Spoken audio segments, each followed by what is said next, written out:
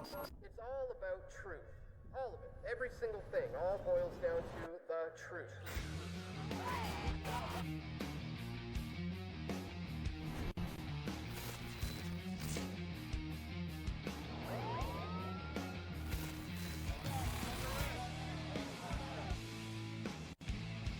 We all want truth.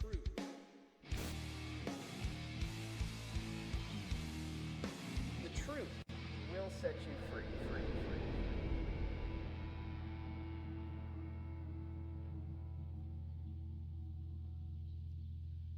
All right, welcome to the program, ladies and gentlemen. This is Press for Truth Live. I am your host, Dan Dix. Today is Tuesday, May the 24th, 2016, and we got a great show lined up for you today. I'm really excited to be speaking. A little later in the program, we're going to be joined by Derrick Broze.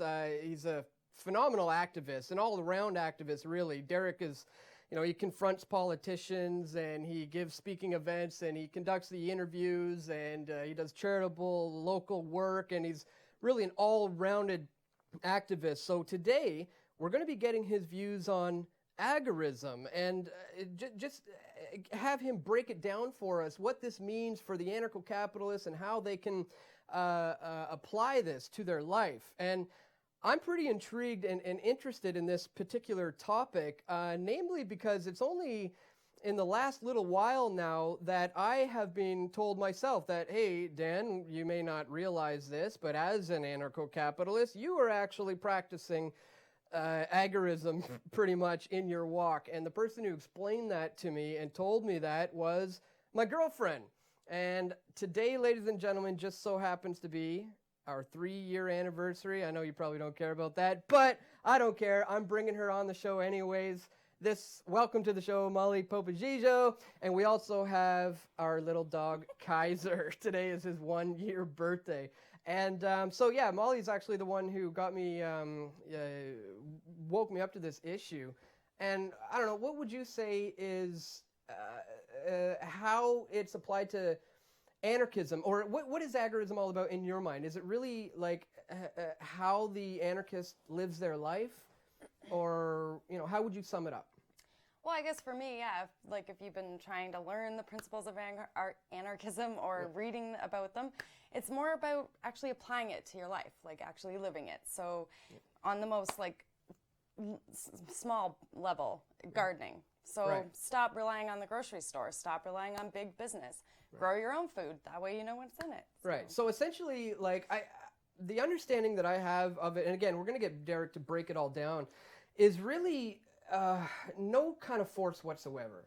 And I think that's what libertarianism or the anarchists would say is the non-aggression principle. But is it more than just that? Or is it about, full-on voluntarist society?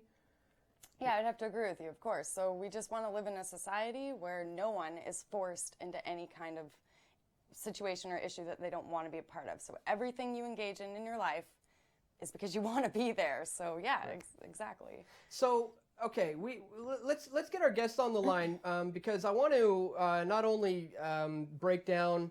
We don't have to get into the definitions of the words, but I mean, I want to get down to the nitty-gritty on how you can actually put this into practice for the anarcho-capitalists and how they can, live a life outside of the state's control. So joining me on the line right now is Derrick Broze of theconsciousresistance.com. Derrick, man, thanks so much for joining us here today on Press for Truth Live. Yeah, man, I appreciate you having me on tonight. Well, it's an absolute pleasure, man, because I know you have been covering this extensively and can speak to it a lot better than I can. So maybe if you can just start by maybe giving us your definition of what agorism is essentially. Give us the simple man's breakdown, if you will, of what it is.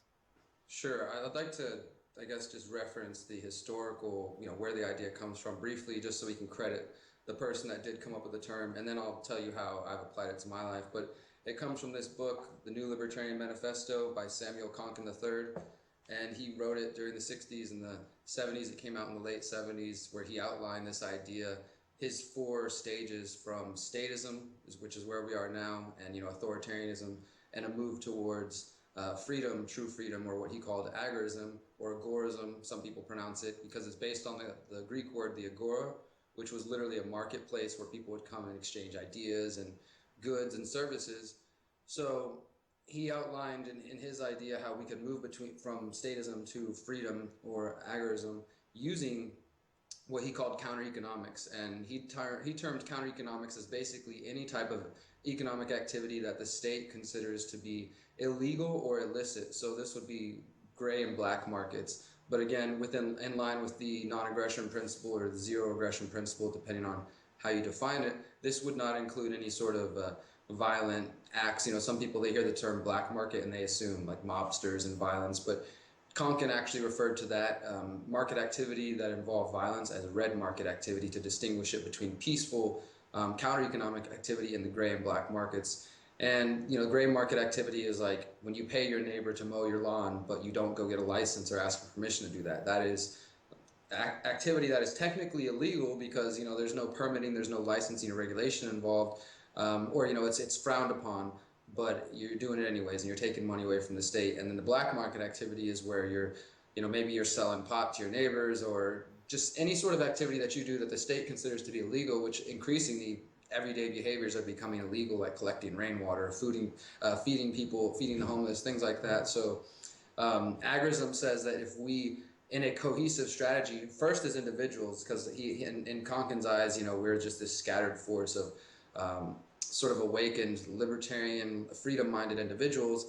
But over time, he believed that, and this is before computers were out, so he believed that technology was going to continue to advance as we have seen it, and that it would allow us to connect. This is way before the internet, and to form these little pockets of agoras and start forming free communities and free networks where people could trade and do business outside of the state's economy. Because the goal here is that by taking money and power, economic power away from the state, and slowly siphoning that power away, which is where they, we all know that the Federal Reserve in the U.S. and other central banks in other countries all use fractional reserve banking, and it's basically theft and it's economic slavery. So if you don't want to support the Federal Reserve, if you don't want to support these central banking systems, then we have to find ways to stop using them. And that's what Konkin was trying to do, is to outline a strategy of creating a new economy, this counter-economic activity, and not using the statist economy. And in the hopes that over time, as we already know that these systems are unsustainable, the Federal Reserve, the central banking system's fractional reserve, it's going to lead to hyperinflation, and it's unsustainable. It's only a matter of time. So he was saying that the state is going to lose its power, and it's going to lose the moral battle over time as well, because they're going to continue to have to tax people to sustain their efforts and to maintain the illusion of power. But while that's going on, those of us who are practicing agorists and can be forward thinking, we can start to lay the groundwork for these different networks and to create, to start creating entrepreneurial businesses that operate in the black and gray markets. I run a gardening business in Houston called Organic Gardens for All. It's just me and a team of other activists who have been involved in community gardening for a while, but now we start to offer that as a service where we can build gardens for people in their community, different types of gardens.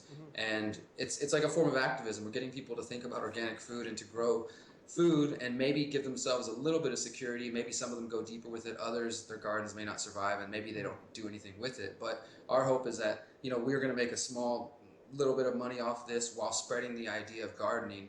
And we do that without licenses, without asking for permission, without applying for any sort of business license or anything like that, paying any kind of fees to the state. So all the money we make is going directly towards us. The state gets none of that. So that is the first part of agorism. Right. And the other side, the last thing I want to add is to the fullest extension, I would say, is when we're able to actually stop using the state's currency completely, like things like Bitcoin or silver, alternative metals, or just any type of trading and doing business exchange of free people that doesn't involve the state's money. Because, it's not just about avoiding their taxes, which is obviously the way that they derive power, by theft through taxation. Yeah. But they also derive power just by us giving that currency, power by using it. So the quicker we stop using that and move towards other action, then we'll see the state's power collapse. And agorism is like a strategy that I think that could be used. You guys mentioned anarcho-capitalists. I don't necessarily consider myself to be an anarcho-capitalist as far as labels go, but definitely there's a lot of anarcho-capitalists who've come to this message. And I think it's a strategy, though, that and my goal has been to try to show people that anybody could use it, and that a lot of people already are agorists. They're just what would consider to be unconscious agorists, in the sense that there's no principle or a specific strategy behind it, but they're already, paying for, services without necessarily asking the state to be involved. But now the goal, I believe, is to build a more cohesive strategy and build those networks that Konkin believed would come. Yeah, And absolutely. That's a long answer. Sorry. Well, no doubt. Well, it's good. It sounds like, I want to get into more of these practical applications people can apply in their lives, but let's take it back a little bit to his original idea of taking an individual's way of thinking from statist to freedom. That's not a simple path, and that just doesn't come right away. There are some middle grounds there. I believe he coined the term minarchist, and it seems that some people often go first from statist, then to minarchist, then maybe to anarchism from there. Is that pretty much the progression? And is there a way to speed that up? I think for some people, they go through that progression, and some have said, the experience from being a voluntarist to an anarchist or a libertarian to an anarchist, it takes 6 months or less for some people. But it's just a difference of opinion. Some people we might agree on. There might be people out there who practice and believe in agorism, yet they still believe that the state's necessary, but they recognize it as a strategy that can take power away from the state. As far as, did you say you want to talk about practical applications or? Well, what's your take actually on voting? Because I find that interesting.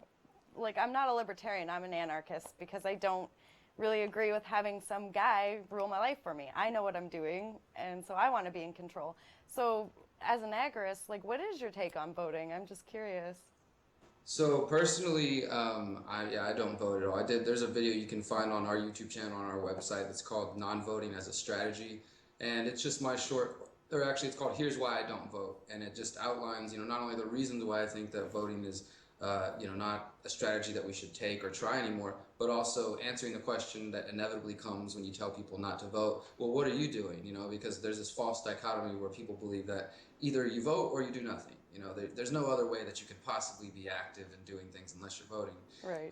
And I really try to smash that in this essay, in the video, just by saying, introducing people to the idea of counter-economics and agorism, and trying to put forth a strategy that I'm personally employing and trying to employ here in Houston, because I've been really trying to take all these ideas of agorism and bring them into the digital age, and also it's a strategy, and if it could be called a philosophy, it's a philosophy of action. There's only 2 books written by Konkin on it, and the rest of it is based on everything that we're creating, because there's not much that needs to be said about it. It's all about action. And I don't think there's any sort of criteria to be an agorist. Like I said, you could maybe be a voter and still consider yourself an agorist, but my personal take is that it's a waste of time. You could make an argument for it being an act of aggression, or it could be immoral. I also just think when you're looking at it from a logical standpoint about the amount of control that is exerted in our political systems, whether just through corporate entities or just through the state itself serving its own ends and not truly serving the people, that there's no way that change will be achieved in those realms. It just seems just preposterous and completely out of the question. And that's why, I don't even want to get into it, but just this election here in the United States has just been so mind-boggling to see so many different activists that I've worked with over the years that I've considered to be awake or generally aware about a lot of topics, yet here comes the new hero, whether it's the Republicans or the Democrats, and they're just all of a sudden falling for the same thing again and believing that, this person's going to be different this time, though. And it really makes me sad, but I thought we had all kind of moved past that stage, but unfortunately that is still the strategy that some people are choosing.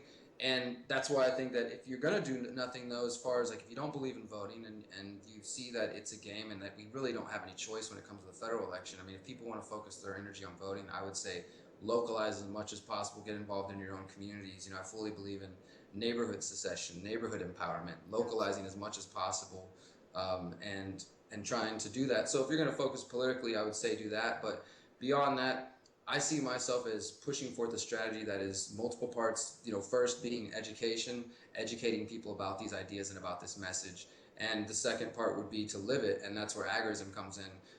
Like you were saying earlier, you just do it. It's about taking action in your own life and not supporting the systems that you don't support.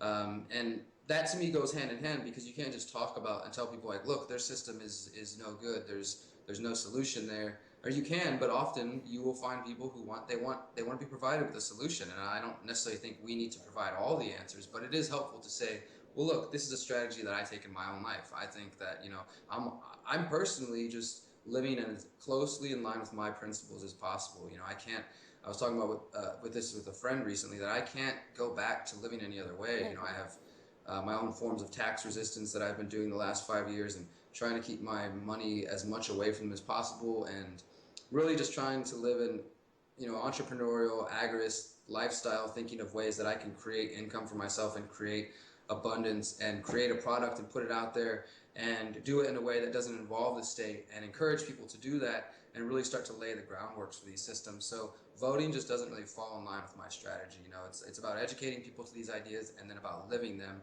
And, you know, also Dan mentioned earlier, you know, I do journalism, I write and try to propagate the message that way, kind of seep in the agorist ideas through articles and videos and things like that. But I just don't see value personally in voting. Mm-hmm. Yeah, I'd have to agree. Me neither. And I think there's a lot of aspects to this on how we can begin to put it into practice to remove more state control from our lives. I want to talk a little bit about how we can do that with the economy, with the use of new cryptocurrencies like Bitcoin and things like that. But before we get into that, give me your thoughts a little bit on how important is food freedom, and if you really want to be not controlled by the state, how important do you think it is when it comes to having the freedom to eat and produce your own food?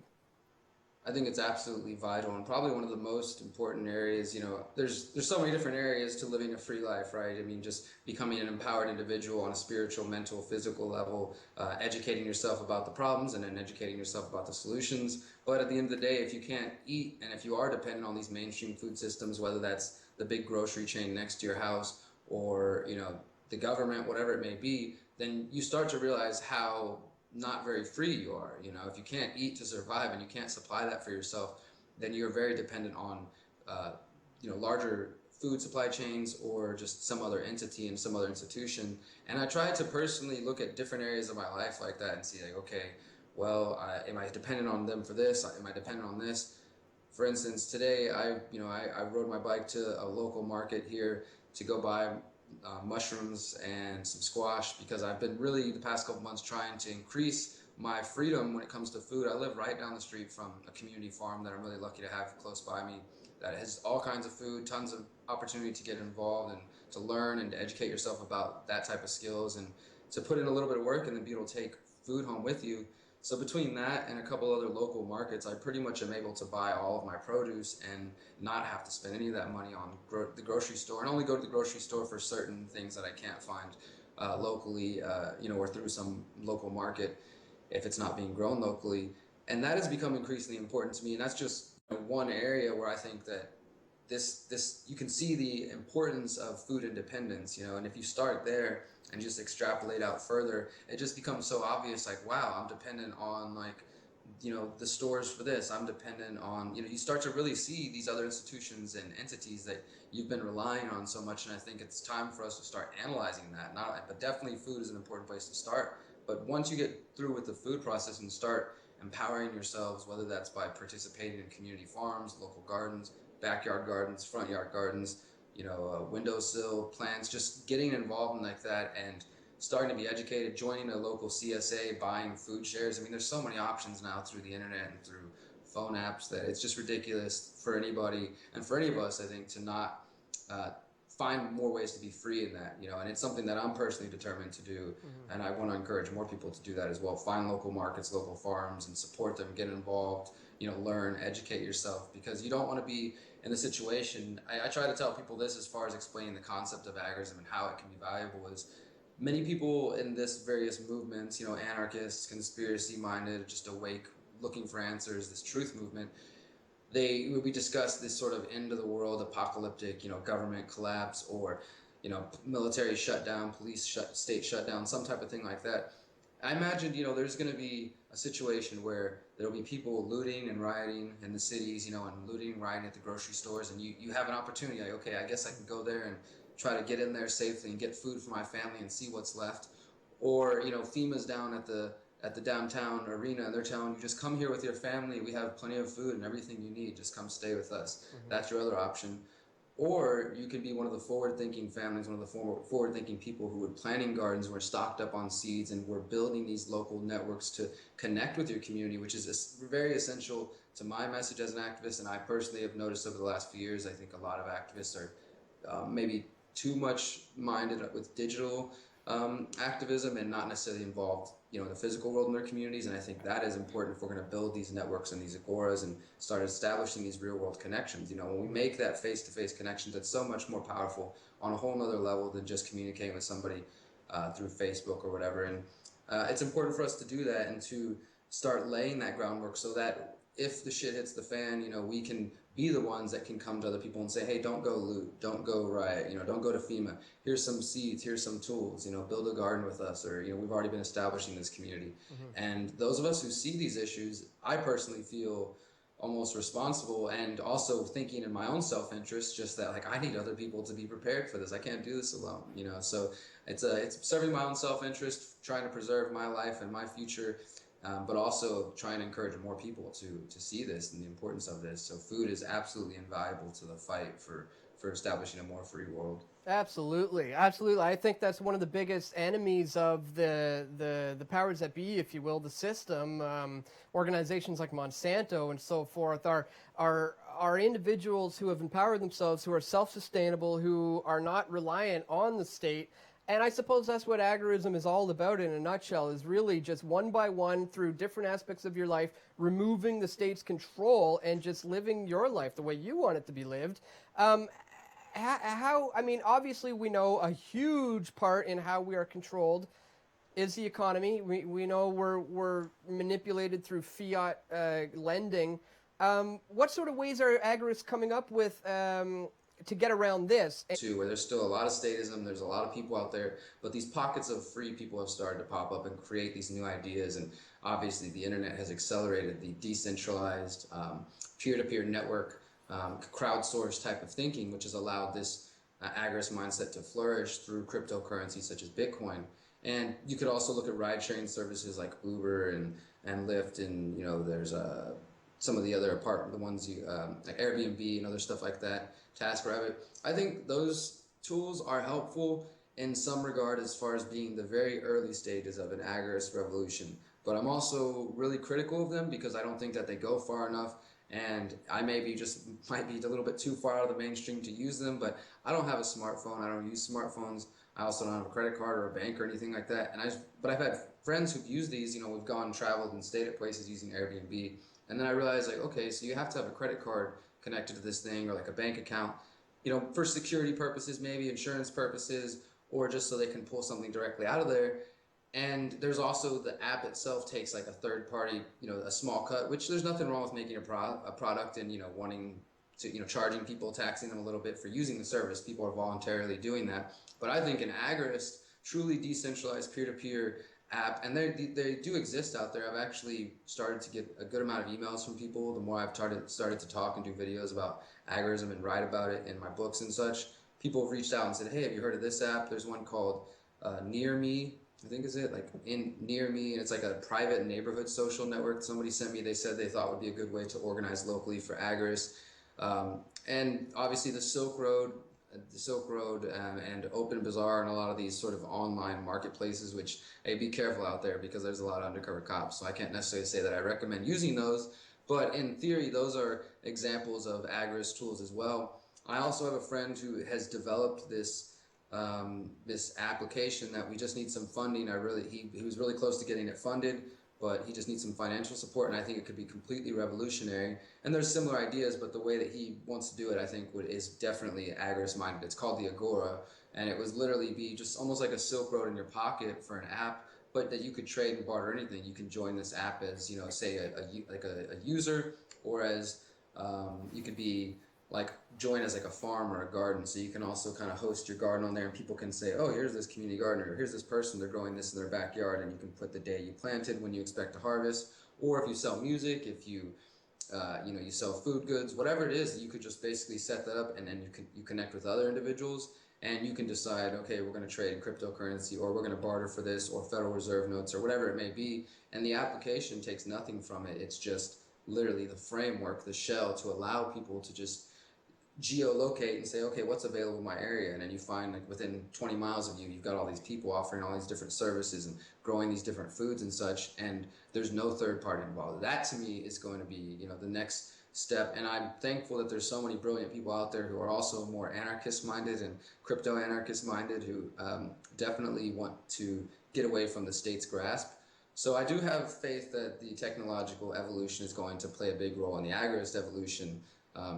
We just need to, as individuals, I'm not very tech minded. Like, I don't know the details of most of the things. A lot of it just goes over my head. I just see myself as like, okay, cool, you're building something awesome. Let me help other people find it so we can spread these ideas. So I really encourage other people who believe in agorism and creating counter institutions to the state and working outside of it, instead of trying to vote or believing that we're going to change things through violence or whatever, just that we create these new institutions. And it's important for us in the digital age to promote. This is one thing I have seen a lot of activists fail as well. Like, if you're participating in some kind of service, and especially if it's an agorist service, and you just got to pay for something in Bitcoin, or you did a service and you bartered for it, or it was just a taxless exchange, promote that idea as safely as possible. Obviously, some agorist activity might be illegal and not necessarily safe to promote, but generally just promoting the fact that, hey, I'm living in this more free way. I just paid for my food with this cryptocurrency, that this person, they grew all the vegetables, and they raised the animal themselves, and they served it to me, and no government was involved at all. Like, look how abundantly I'm living. I think that's going to be really important as we move forward in the digital age, creating real world physical communities, homestead communities, off-grid communities, these agoras that are based on counter economics and just taking power away from the state, that we document and promote this through the digital age, and show people that as they see how weak the state is getting and how the state tries to clamp down, because they always do historically, as their power weakens and as the currency inflates, they're just going to keep trying to use police state power to control people. People are going to see the agorists out there living more freely. But it's definitely important for us to move from just being single individual agorists acting alone to starting to connect, to build these big networks. Otherwise, we're just going to be spread out too far and too thin to actually, I think, to form any sort of strong competition. Because the idea is, instead of working with the state or trying to change it from within, we compete with it by creating something brand new. I had a quick question for you, and I'm sure a lot of the audience too who aren't familiar with agorism. When it comes to charity, everyone always asks me about that, about anarchism. How do we help the homeless? How do we help the poor? And I'm sure that you guys have some systems, grassroots stuff in place, but I'm not aware of any. So if you want to share that with us, if you know of any. Yeah, so the idea of trying to find, a vision that can correct all of the socioeconomic problems we're facing, I think it's very tempting to try to find, to put forth a system that you can solve all those problems. But I think also what's important to remember is that anarchism, and by extension agorism, as just the fullest extension of libertarianism and agorist ideas put into the physical world, none of these systems or philosophies or strategies, from my perspective at least, and my historical studies, claim to be utopian, and this idea that the world is going to be perfect. And I think or that there won't be poverty, that there won't be murder, that there won't be theft, because until we have the true conscious evolution that I also think is taking place, and which is, I hope we have time to get into this. This is the other key element of my message, is that we have to work on ourselves in order to really make this world possible and do our own individual healing. Otherwise, we're just going to recreate the problems of the past. But until then, we're not going to be able to erase, I don't think, certain traits in humanity that lead to others trying to oppress other free people and create systems that create poverty.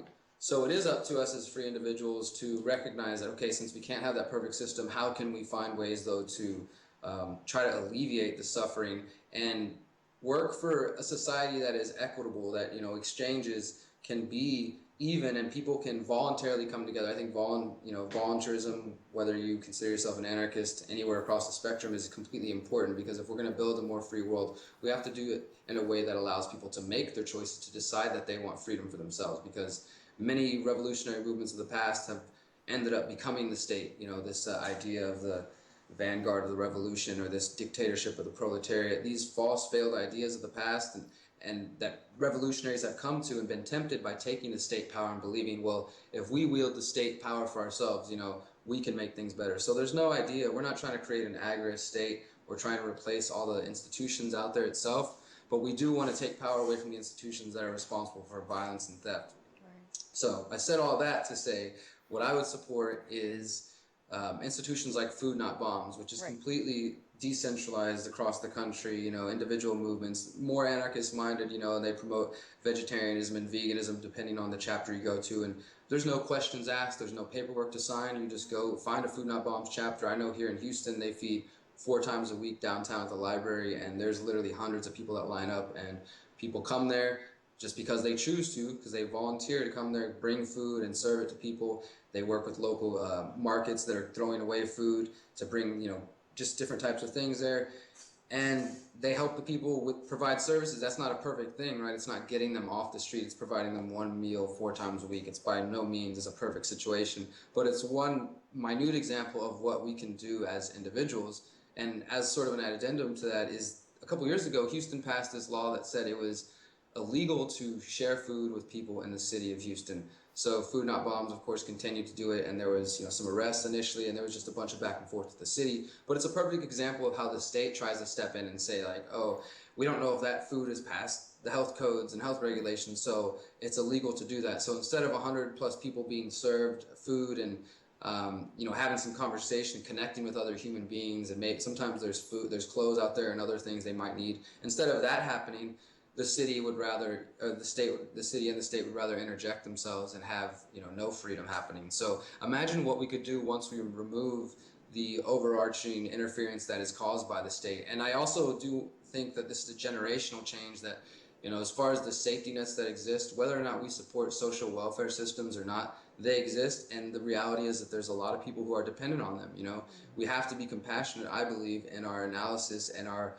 movement away from this towards a more free world. And the idea that we could just pull the rug under from everybody tomorrow and that there would be peace is just ridiculous, you know. So I think we have to be realistic in the sense that these ideas can work, but at the same time, in that transitionary phase, which we're already in the middle of, it's important for us to, and I think we're at the phase where we're doing the hard work. Those of us who are going to be proactive and lay down these steps, it's not going to be easy. Some people move too fast and they might get arrested. Like maybe the Silk Road was the first really foray into this, you know, real agorism in the real world, and they went too big and too bold, and Ross is now suffering for that because of the state. But maybe other people can, you know, set up community networks. In Houston, we set up a Houston Exchange Network, which was really just a directory of businesses that accept silver and alternative currency or Bitcoin, different things like that. It's an idea we're still working on, but being involved in your community through the arts and through music and just finding ways to connect to your community. I have tons and tons of ideas that I've done over the past years, and ways to combine gardening and just music and bringing people together. Music brings all kinds of people together. That's probably one of the biggest ways to bring communities together. But I just want to stress that without building the community aspect of this, agorism will never leave the pages of these books, and it will never leave the online communities. It has to be a real world application of these ideas. Well, I think we have a beautiful real world application of that happening here in British Columbia lately. I don't know if you're familiar with the marijuana laws, cannabis laws here in Canada. It is not legal. However, cannabis dispensaries are popping up left, right, and center. Nice. We have a clip that we're going to air from our friends at cannagrowers.ca, because this is beautiful civil disobedience at its best.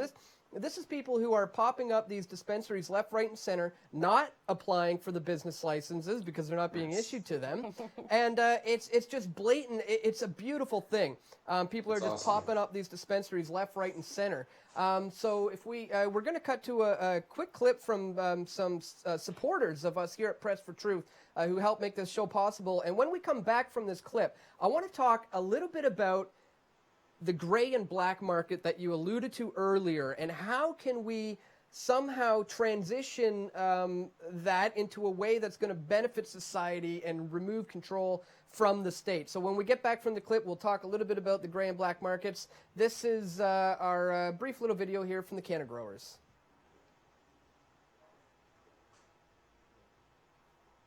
British Columbia, home to the most beautiful landscapes in the world, home to mom and pop Hey, Paul.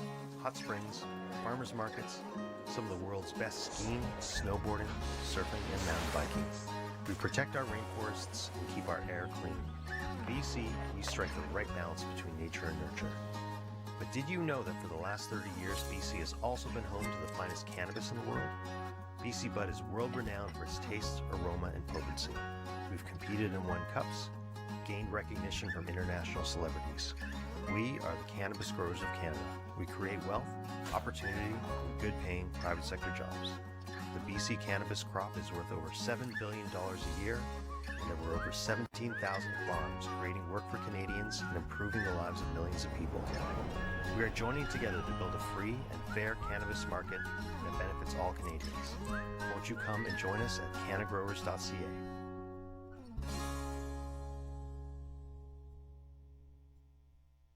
Growers.ca is the website, guys. Be sure to check it out. It's a coalition of BC growers are coming together to represent one another when they go up to face the government, essentially. Yeah, Derrick, I mean, here in Vancouver, we got dispensaries popping up all over the place, and the what's the guy's name who originally came up with, who coined the term minarchist and agorism? What did he say about how we could alter the gray and black markets to our benefit? Yeah, so I've been giving this talk recently. I spoke at a few different places in April at the Texas Libertarian Party State Convention and at the Free Your Mind Conference in Philadelphia and a couple other places throughout the month. And I've been kind of building and promoting this idea of vertical and horizontal agorism. And I stole the phrasing from another guy, Per Byland, he wrote this essay in 2006, and apparently nobody noticed it. And I was just doing some research, I stumbled across it, and it's called something like a strategy to take back or to fight back against the state. And it's just really eloquent in the way that he laid out these ideas that essentially I was already practicing them and very much a fan of the people who promoted them.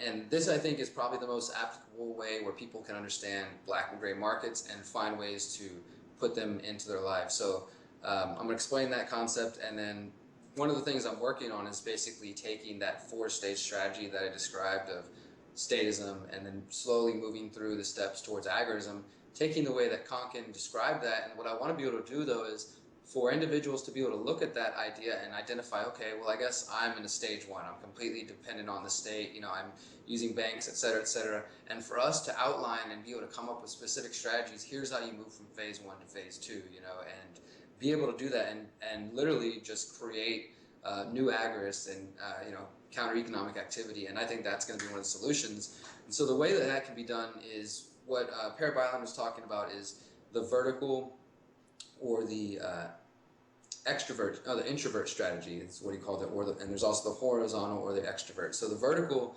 takes the ideas of essentially of agorism, but it takes them in a little bit more reserved way, and they take inspiration from another activist, radical libertarian thinker of the 60s, 70s, 80s, Karl Hess, who is just an all-around good guy. I definitely recommend researching him, checking him out. And he wrote this book called Community Technology that you can find online. And it's basically just about his time in the 70s and 80s where he went and lived outside of Washington, D.C. in this Adams Morgan neighborhood and helped install basement gardens, rooftop gardens. They did aquaponics. He started composting for the whole neighborhood, and just he was really about tools and how tools as technology is what has helped society move forward in different ways. And so people should be proficient in using a number of different tools and having skills and just empowering themselves. So the book details everything they did in there, what fell, to what they succeeded at, and why it ultimately didn't last. And he also has another book called Neighborhood Power that I recently just got ordered, and I just got from Amazon. I've been just absorbing all these books so that I can write my next book and kind of put these ideas out there. But so the vertical strategy takes Hess's idea of community localization, neighborhood involvement, a lot of the ideas we talked about. So this is more of a safe way, and some of this would be gray market activity, but for the most part, this isn't necessarily agorist in the sense that you're practicing gray and black market activity. This is for those who, maybe you're not at that point, because I've met people and talked to people who say, like, Derrick, I hear these ideas, I want to do them, but I've got 2 or 3 kids and a full-time job, I'm completely ingrained in the system, and plus I can't risk, whatever, doing that. But these are the ways that people in that situation can help. You can localize as much as possible. So as mentioned, getting off the food dependency of the major corporations and the major food chains, and starting your own garden or getting involved in a community garden, doing things like that, which are going to empower your family, educate your family, give you a little bit of food security. So being involved in local markets. And also, again, I think that there's value in finding or building, if there is none, because a lot of people will say, I hear what you're saying, but I'm the only person in my community. There's nobody else that cares. And if you live in a really small place, that may be the case, but I very much tend to disagree and believe that there's other people out there who see the things we see and who are looking for solutions, but they either don't know what to do or they think they're alone. That's what I hear that so many times. So many people feel like they're alone. So it's up to us to be vocal and to be the light in our little area, and to sometimes be the creator of these new networks. And it can be scary, it can be difficult to think, how can I bring people together? One idea that we did was called the Houston Community Coalition. And this is, again, not necessarily agorist, but it's building local ties and building those networks within your specific communities, where we would just invite different activist groups, organizations, environmental groups, just different people doing things in the city. We would invite them and say, hey, come to this event. Everybody's going to get to set up their business cards or their flyers on a table where everybody can see them, and each person representing an organization or just an individual with a project or idea will get a couple of minutes to go up there and say, hey, I'm so-and-so from this organization, this is what we work on, this is what we're looking for, and just do that and bring people together. And it was so beautiful. We did that several times every few months, and people would just naturally build these connections and hear somebody else talking and go up and talk to them afterwards, and you could just see new projects being created right then and there, and new ties and new relationships being built. And those are just two very simple ways, that you can practice that vertical strategy, where you're not necessarily doing anything illegal or even, that's going to get you looked at for not using a license, but you still are building the framework for stronger communities, even if, where you live, you don't necessarily feel attached to, and that's not necessarily what feels like home to you. There still is value in connecting to those other free minds and just seeing where they're at and seeing if you can build those ties. Sometimes you really do live in a place where you're the odd person out and there's no one else to connect to. And maybe in those instances, it's best to just pick up and move somewhere where you can find that community. But I think it's worth starting, putting an effort to starting the community first. And then when you want to go a little bit more bold and be, actually into agorist, you have the horizontal extrovert strategy, or which is inspired by Samuel Konkin and the actual agorist counter-economic activity we've been talking about. So this is when you start using gray markets on a regular basis. So you decide, instead of getting your produce, like I was saying earlier, going to the grocery store, you can just go to the local farmer himself, and they can tell you whether or not they put pesticides or chemicals on that. And you can pay them, and usually, they're not going to be charging tax. They're just going to be taking cash directly, to that farmer. And of course, maybe you can educate them about cryptocurrency and Bitcoin. Maybe then you could have a farmer in your community that's accepting Bitcoin. That's another big thing, is educating people about these tools. Bitcoin is a difficult concept to explain to people. I'm sure if you guys have ever tried to talk to anybody about Bitcoin, you understand that it can be quite difficult to get people to understand that concept. But once you can get them to accept that and realize, look, you're just going to be getting more people who might bring you value and buy your product, and they're just going to use a different currency, and you can exchange it, you can do all these things with it. Then now you have a new merchant in your community that is accepting cryptocurrency. You've just given yourself another option to operate in the counter economy. And before you know it, through your own activism and through your own education and work, you could inform, I've heard people tell me they got a real estate developer to rent people properties in Bitcoin. I know somebody here in Houston at the beach, 30 or 45 minutes away, they said they'll rent their beach house for silver. It's just about building these networks and trying. I have a friend who's a mechanic, another friend who's does AC work, and both of them have said that they would do individual work and take Bitcoin or silver or barter with people. So it's just about finding people that that have skills and can do things, and asking them, like, hey, would you be willing to take an extra currency? Would you be willing to do this? And then being the one to take the steps to create that network. Call it whatever you want it. We called it the Houston Exchange Network. I've seen some people call it the Black and Yellow Pages. Call it whatever you want. Just, it's important just to be the one to build that. And that can be trading. As I said earlier, I think even though some people might not realize it, operating an illegal business such as selling cannabis in areas where it is illegal is an awesome form of civil disobedience. I mean, that video was great. Like, that is great, and that's agorist activity. every drug dealer out there doesn't realize, and probably isn't out there thinking like, oh, I'm like thinking about this abstract anarchist philosophy and thinking that they're part of the revolution by selling cannabis. But in some way they are, and if we had more organized efforts and more people who actually recognize the power in that, then, maybe that would help our efforts. And like you guys were showing there in the video, it's really not the law, the government that's changing things. Yeah, ultimately the state catches up and they'll change what the words say on the books and those pages, but it's the cultural change that has really made cannabis where it is now. People just being willing to say, like, we don't care, we're willing to be arrested or to take that risk. And in the same vein, those of us who are being willing to kind of push into the black and gray markets and do illicit or illegal activity, also, like, you could say weapons smuggling is a form of agorist activity, because it's obviously something the state would consider to be illegal, but it can be an empowering act. And I'm not sitting here trying to encourage people to do illegal things just for the sake of doing illegal things. I think that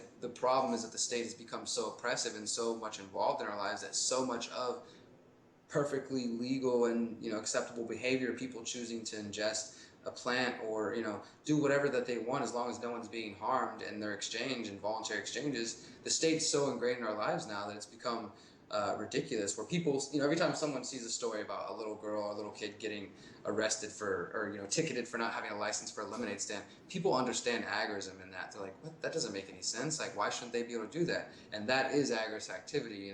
We're just saying the state's so oppressive, there's so much involved in our lives, instead of trying to vote them out or use violence or even argue or debate with them or negotiate with them, we're just going to remove ourselves as much as possible. I think opting out is a big part of that, opting out of society, this society, as much as possible. Not giving up, not rejecting it necessarily even, but just choosing to create the reality that you want to live in.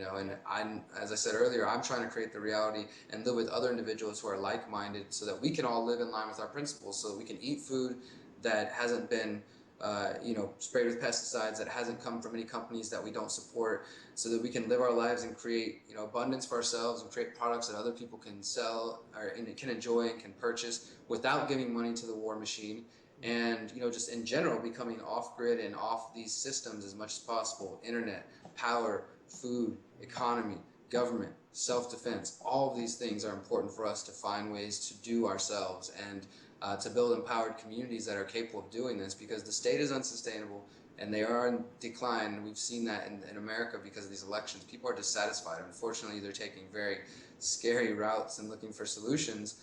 But I think that the conscious agorists out there, we're slowly growing, and we're going to become a formidable force where we can show people how to create new institutions that represent our values. Oh man, that's awesome. I generally sum up how I see things very similarly. Basically, global non-compliance for me is where it's at. I've always pictured a lot of these systems of authoritative control and power as pyramidal structures, with all of us making up the base of this thing, with the head of it at the top. And if we just remove ourselves from that, then the system in itself comes crashing down inevitably. And it's just a matter of us removing from it and not giving it that, not propping up and giving it that weight. So I feel like we barely touched the surface, and there's so much that we can get into, but I think this is a pretty good start for people out there who are probably maybe just starting to learn about agorism or agorism.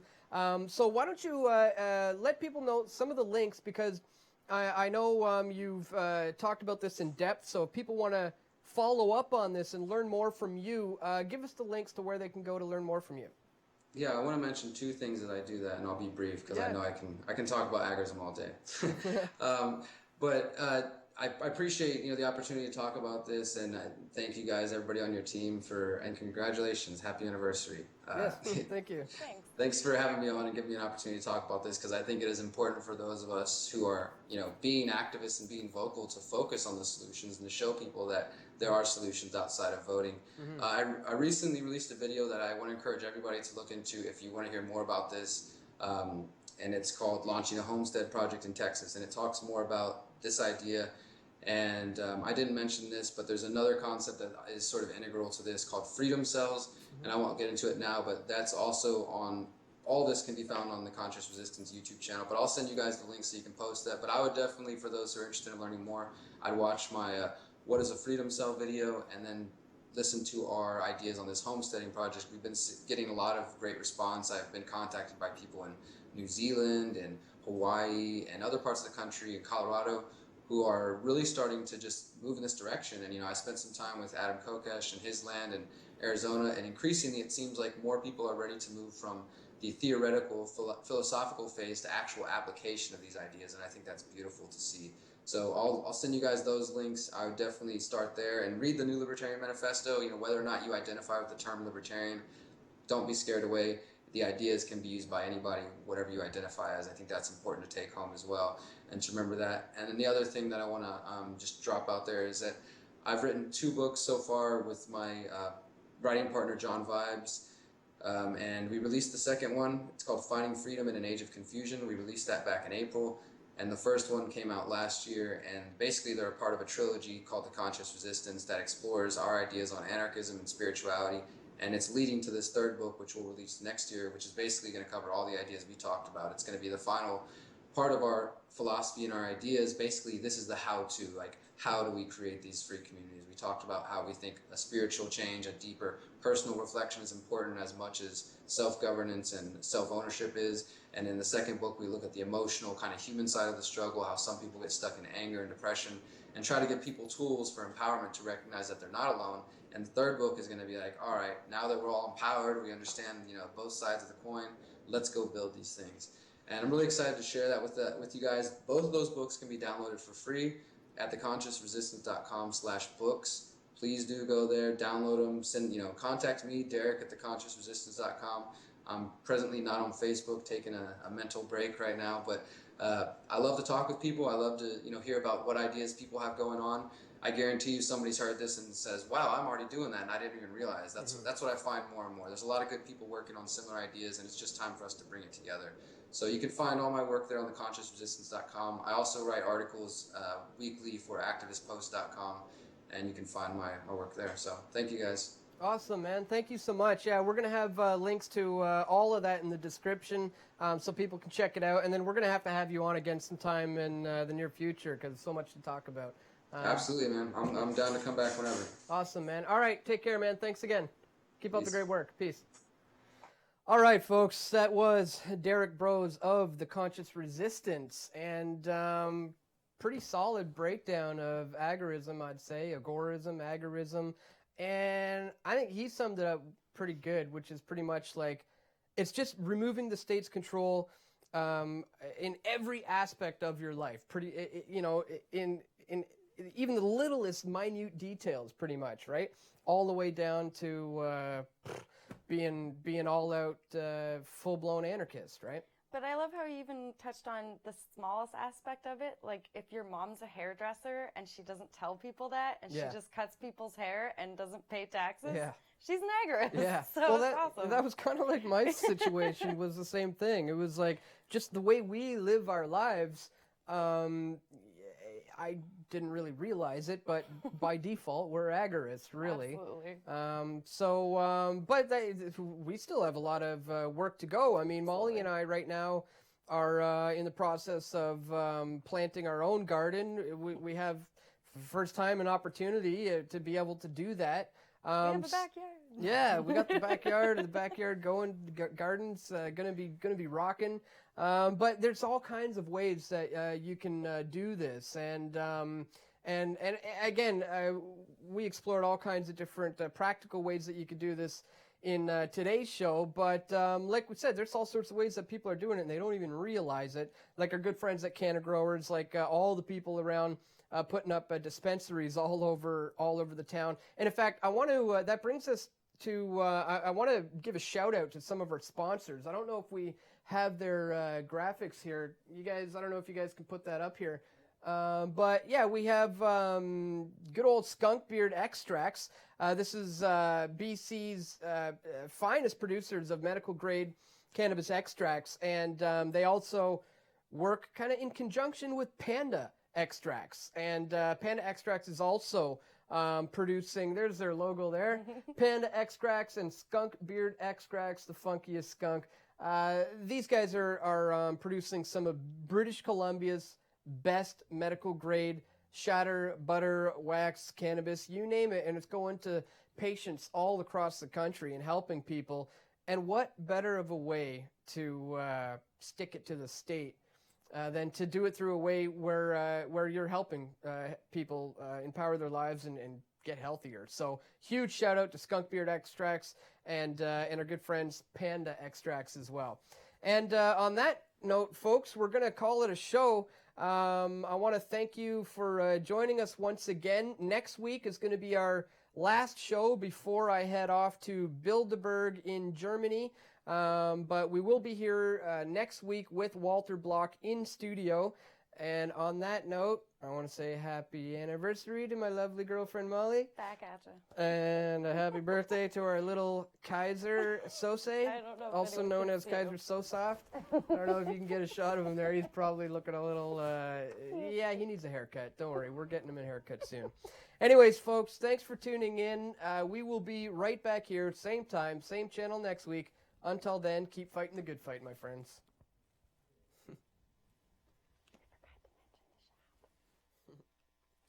Forgot to mention the